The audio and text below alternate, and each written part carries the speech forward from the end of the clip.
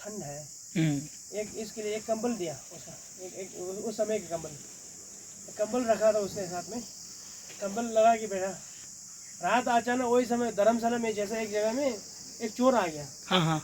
चोर आ रहा है रात पर, ढूंढ रहे आसपास में क्या है, सामान है कि नहीं चोरने के लिए चीज। वो रात भर नहीं हुआ। अब फिर मेरा कंबल तो लेकर जाएगा ऐसा सोचा था उसने। कल बहुत अच्छा नींद आता थे, लेकिन आज बिल्कुल नींद नहीं आया। क्यों? क्योंकि वो कंबल चोर के जाएगा ऐसा सोच के।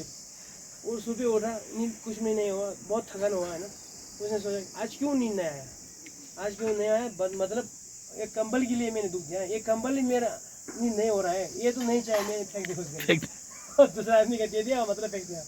फिर अगले दिन से आराम से नींद आया। मतलब जो धन संपत्ति है जितना है मुश्किल तो बढ़ते जाता है, वही तो सत्य है।